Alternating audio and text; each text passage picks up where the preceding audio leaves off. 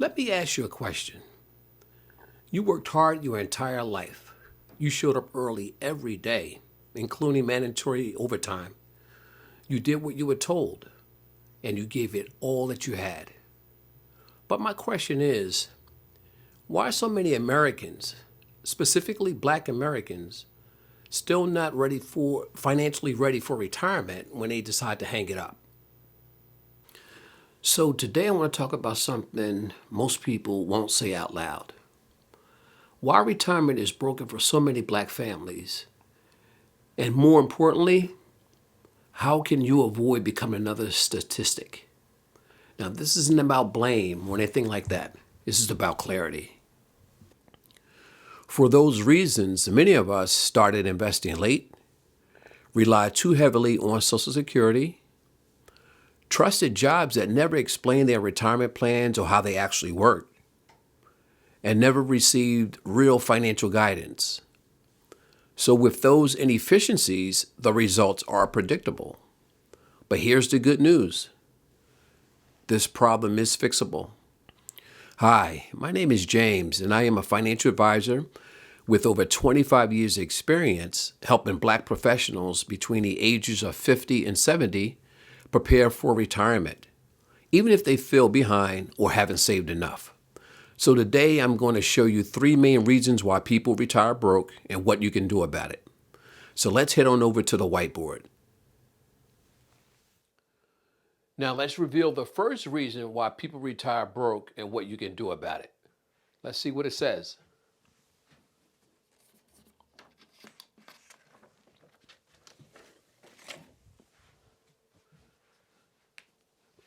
Relying on pensions or Social Security.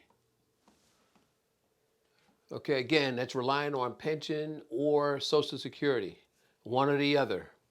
Now, pensions and Social Securities are very, very important financial vehicles for people who's retiring. If you have those two vehicles, you're pretty good. It's still short though, but you're still in pretty good shape.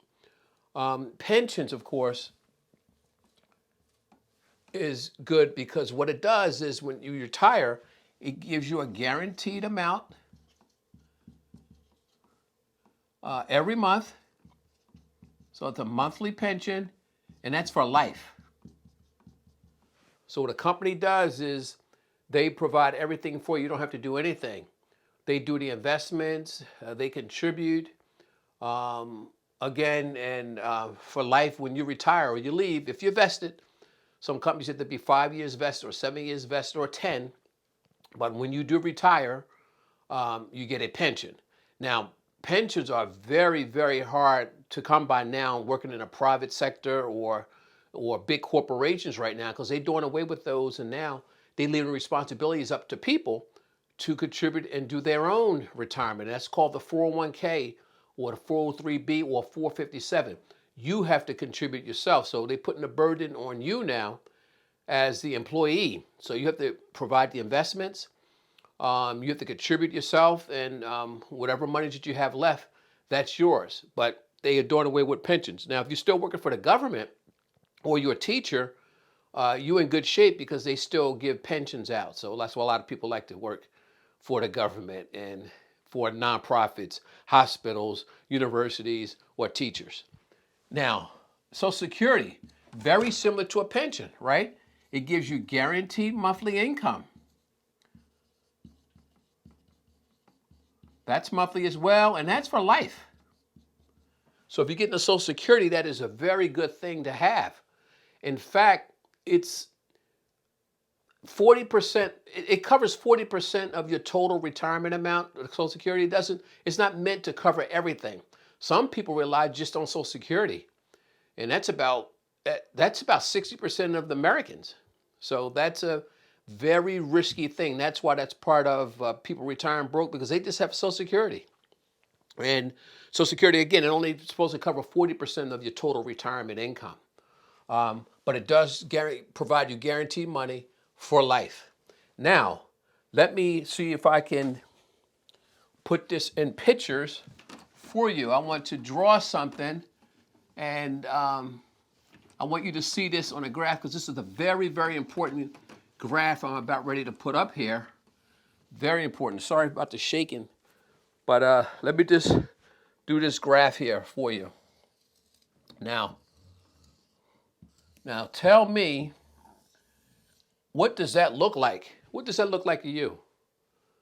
That's right. If you said a stool, that's exactly what it is. It's a stool. And we call it a three-leg retirement stool.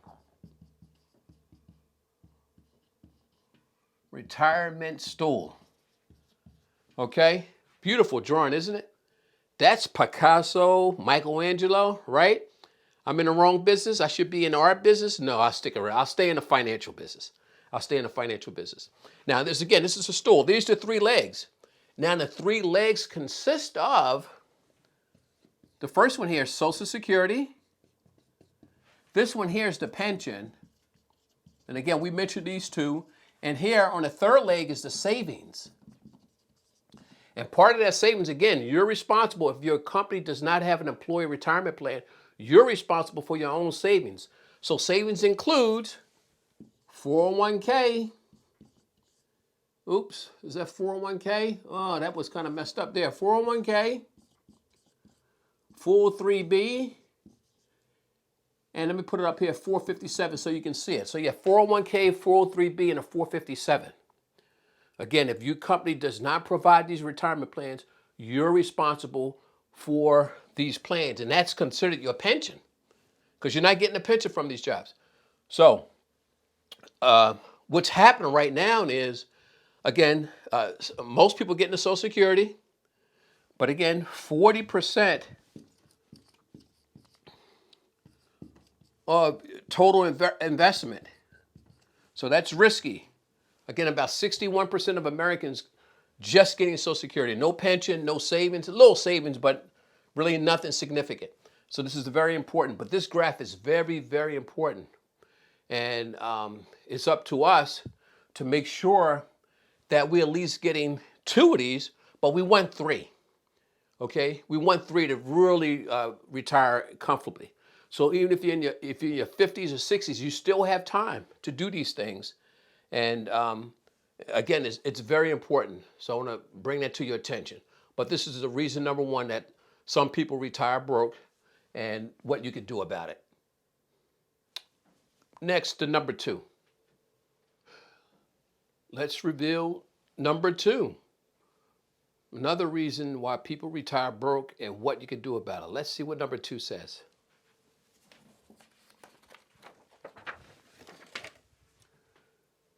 Know your numbers. What the heck does that mean? Know your numbers.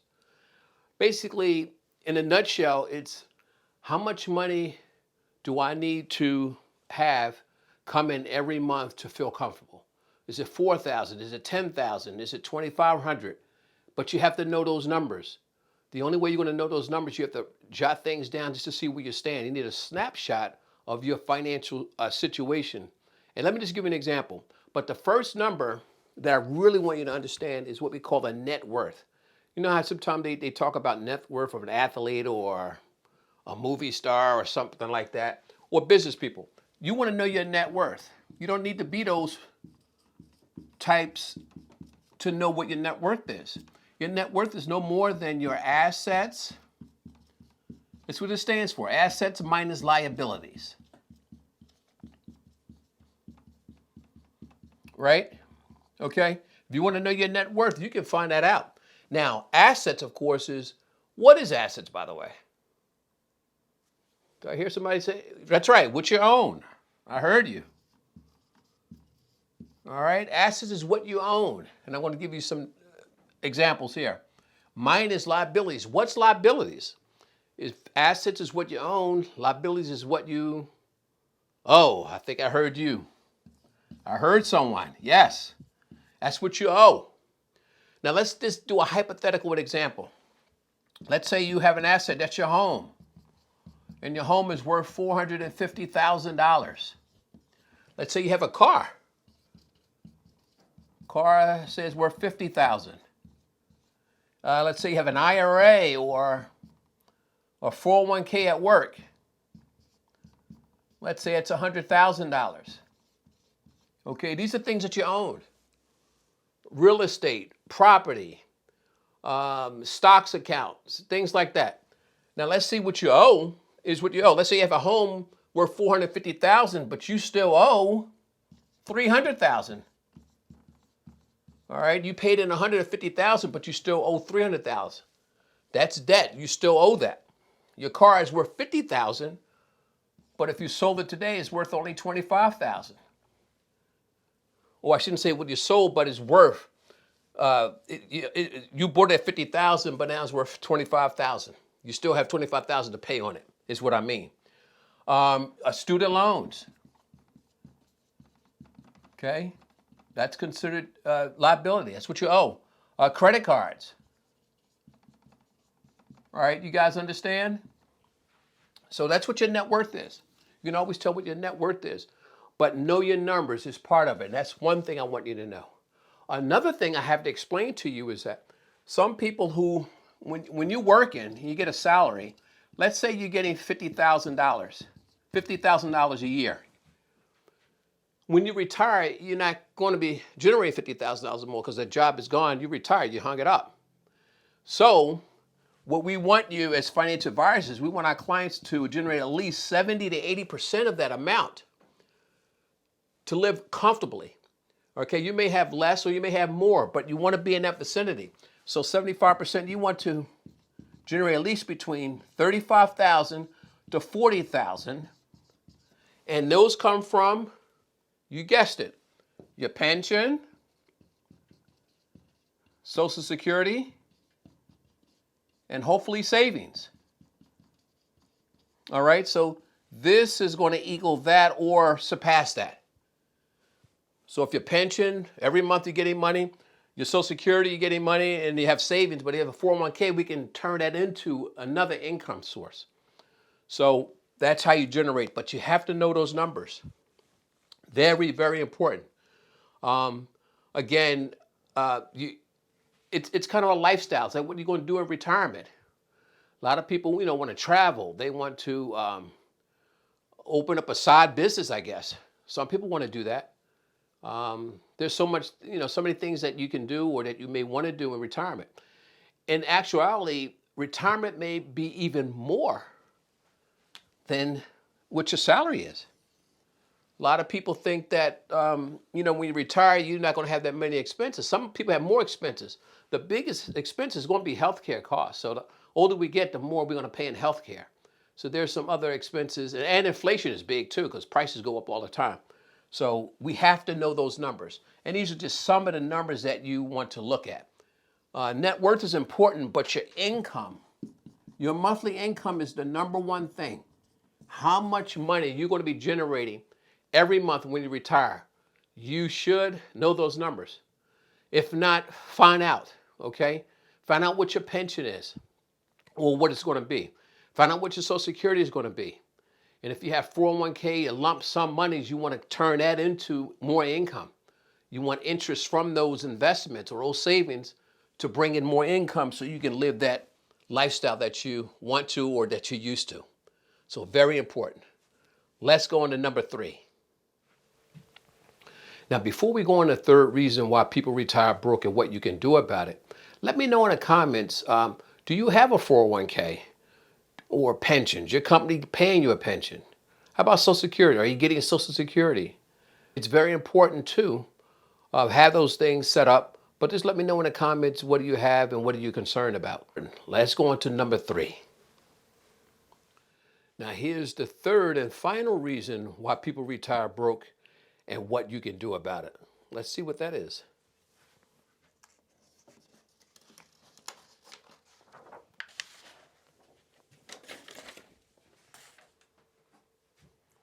Whoa, never investing is starting too late. That is a huge problem in America, not with just black Americans, but with most Americans. We really do not, most of us don't invest. And remember we talked about the 3-legged stool? The first leg was Social Security, the second leg was a pension, and the third leg was actually savings and 401ks and things like that. That's where this belong. That's the third leg. So if you have a pension, Social Security, and savings, 401ks, and a brokerage account, that is huge. Now, the great thing about investing is that it's kind of for the long haul. If you're starting in your 20s, 30s, or 40s, and you're still investing, you're going to do well. You have a nice amount of money coming in when you retire. But there's those in their 40s, 50s, or 60s who still really, they may contribute to it, but probably at a small amount. What you should be doing the older you get, you should be contribute a little bit more each time. Just contribute a little bit more each month so you can make sure you have a nice contribute. You want to contribute.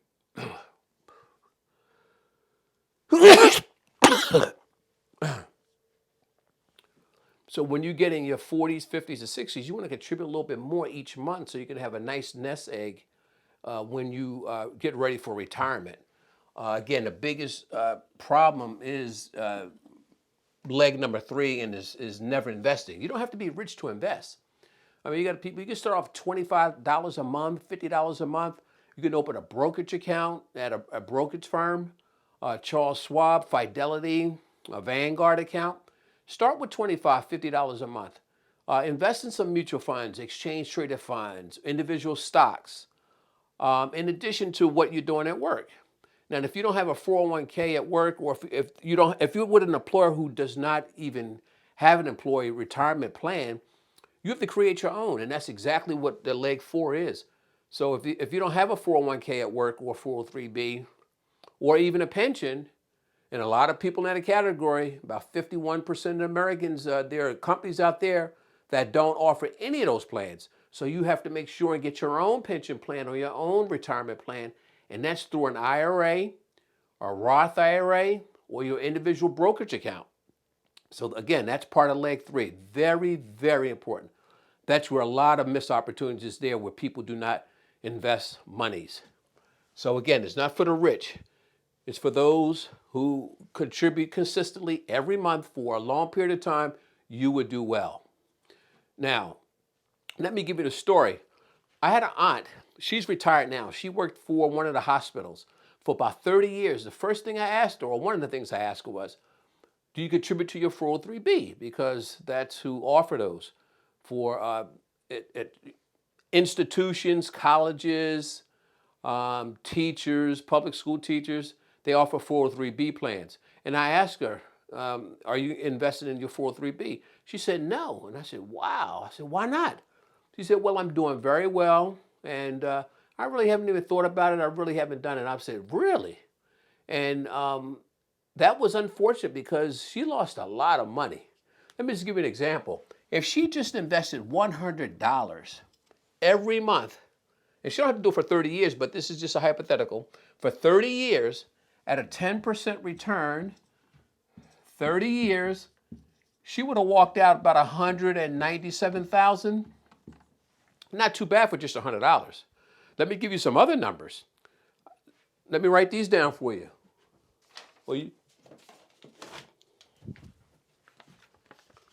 Give me a second. I'm going to give you some other numbers.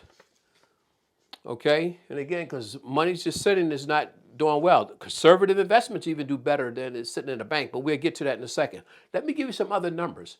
Let's say you contribute $300 a month. 8% average return over the 25-year period. And this is what this means, 10% over the entire 30 years.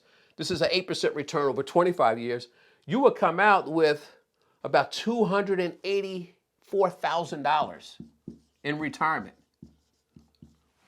That's $250,000. Let's say you just did $150 a month. And again, the average about a 10% return over the 35 years. This is if you work for 35 years for a company, you contribute just $150 a month. We're not even including money that these companies match. When they match, that could be doubled. But here again, this is just $150 at 10% return for 35 years.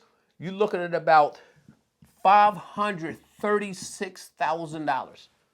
$500,000 when you retire. Now, let's say you're just going to do $250. Now, you can do this on a financial calculator, by the way. They call it a future value calculator, futurevaluecalculator.net. You can put those numbers in, stick these numbers in and see exactly what you get. So $250 a month at a 10% return over a 15-year period, all right? And they came out, well, this person came with 105,000. So you see how the compound interest, that's what's happening here, compound interest. Eighth wonder of the world, by the way. I know there's 7 wonders of the world, but this is Einstein. Albert Einstein actually said this is the 8th wonder of the world, this compound interest. That's exactly what this is. For example, at your bank, a lot of people have a lot of monies in their bank accounts. 50 and 100, 200,000 and getting about 1% return. But inflation is 3%, so you're kind of losing money there. All right, banks taking it and they're giving it out for loans. But you're only getting 1%. But you should have the money invested because you want money to make money, the interest from it. Money making money, you will always be wealthy because your money is making the money. And you use that money to pay debt. All right, so we're going to be getting into all those different type of strategies, but it's very important to invest. Even if you're starting late, even if you're in your 50s and your 60s, so what? You still have time. By the way, the next video, I'm going to show you, it's still not too late for you. You still can make money. You can still do well, retire comfortably, and that's going to be in our next video. You do not have to be rich. 5, 10 years, you could do it. Again, that's the next video. I'll see you in the next video.